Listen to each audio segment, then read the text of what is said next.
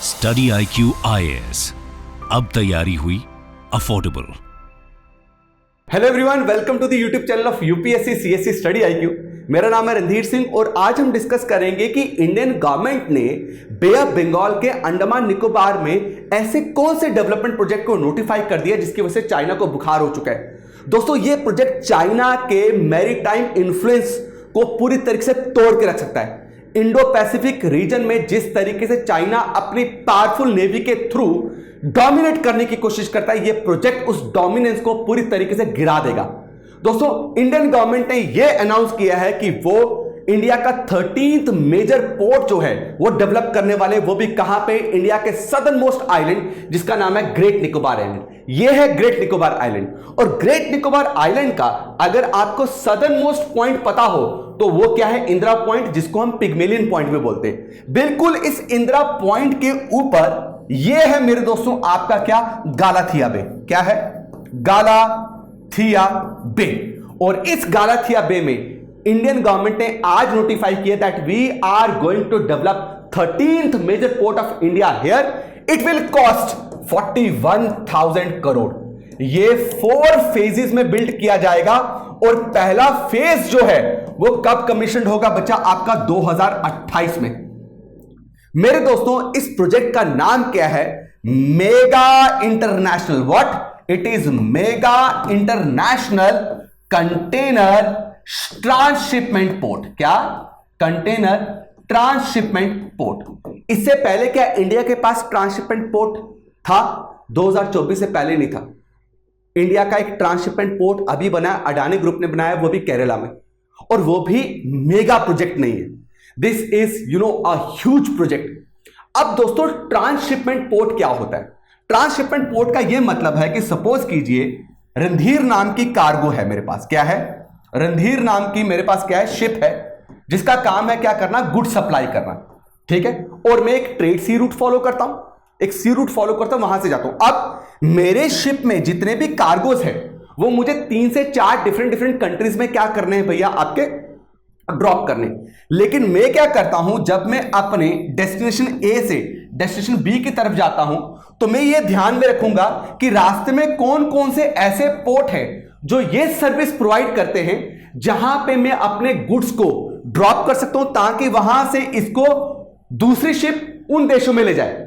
तो दोस्तों, ऐसे पोर्ट जो आपको ट्रेड सी रूट में लोकेटेड मिलेंगे, जहां पे आप गुड्स को ड्रॉप कर सकते हो या गुड्स को पिक कर सकते हो, उसको हम बोलते हैं ट्रांसशिपमेंट पोर्ट। दोस्तों, आज भी इंडिया जो है इस ट्रांसशिपमेंट फैसिलिटी के लिए इंडिया के पास नहीं है, तो ये फॉरेन पोर्ट्स पे डिपेंडेंट है। जैसे अगर मैं बताऊं, श्रीलंका का कोलंबो पोर्ट है, ये श्रीलंका का कोलंबो पोर्ट में डिपेंडेंट है।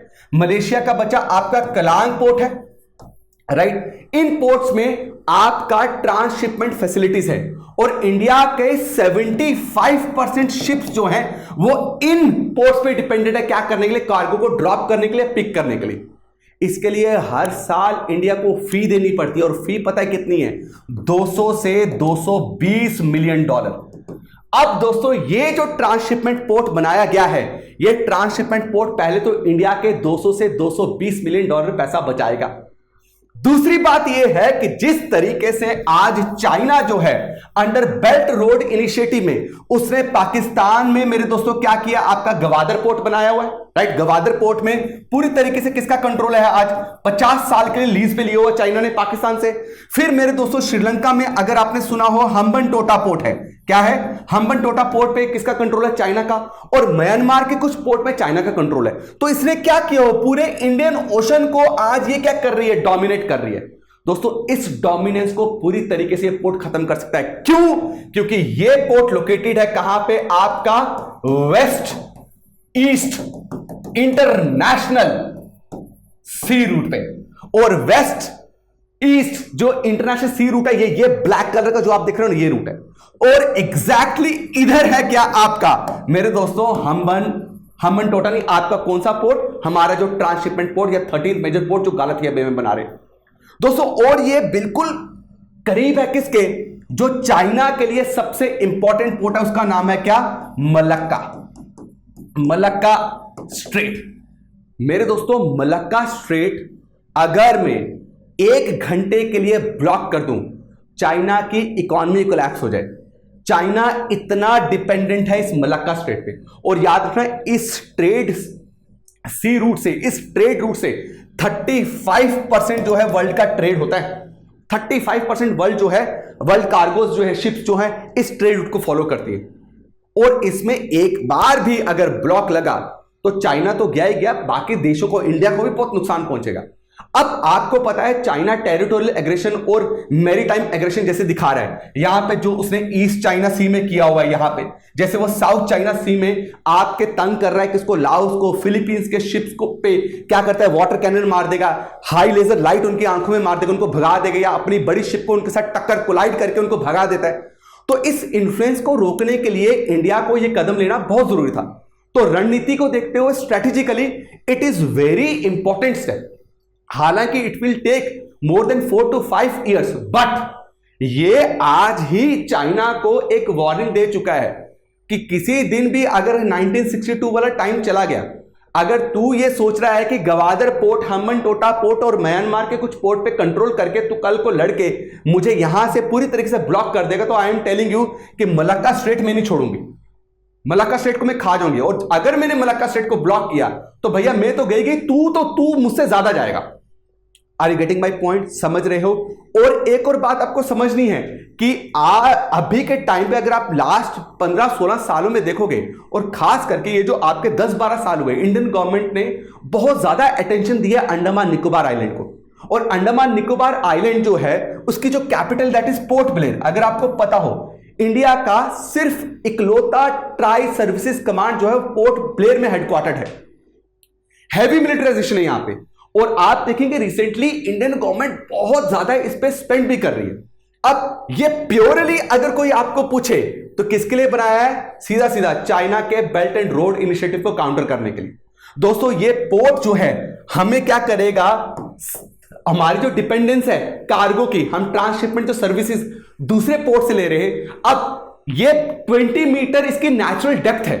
20 मीटर नेचुरल डेप्थ का मतलब यह कि बड़े से बड़े शिप्स को क्या कर सकती है, यहां पे एकोमोडेट कर सकती है। तो अब इंडिया का इस पोर्ट पे भी बहुत सारी कंट्रीज क्या करेंगे, ट्रांसशिपमेंट फैसिलिटीज लेंगी, और ये ट्रांसशिपमेंट फैसिलिटी बहुत बड़ा रेवेन्यू जनरेट करके दे सकती है किसको, इंडियन गवर्नमेंट को।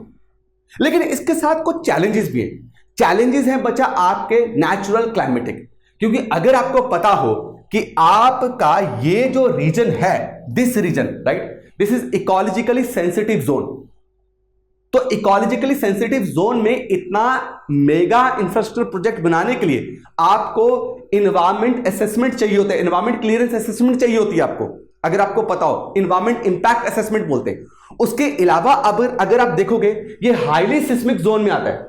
यहां पे 2004 में जो अर्थक्वेक आया था उसकी वजह से इंदिरा पॉइंट सबमर्ज हो गया था, इंदिरा पॉइंट सबमर्ज हो गया था।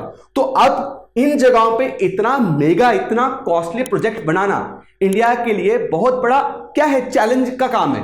इसलिए अगर हम सस्टेनेबल डेवलपमेंट मॉडल फॉलो करेंगे, अगर हम बिल्डिंग कोड्स को फॉलो करेंगे और आज के टाइम पे इंटरनेशनल टेक्नोलॉजी को इंप्लीमेंट करेंगे, तो we can overcome such challenges. और स्ट्रेटेजिकली इंडिया जो है आपका इंडो पैसिफिक रीजन में इस प्रोजेक्ट के थ्रू बहुत डोमिनेंट रोल प्ले कर सकता है।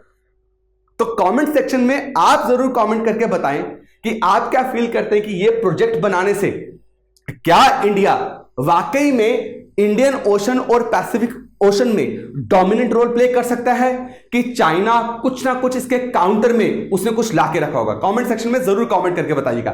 Thank you so much. जय हिंद। स्टडी IQ IAS, अब तैयारी हुई अफोर्डेबल।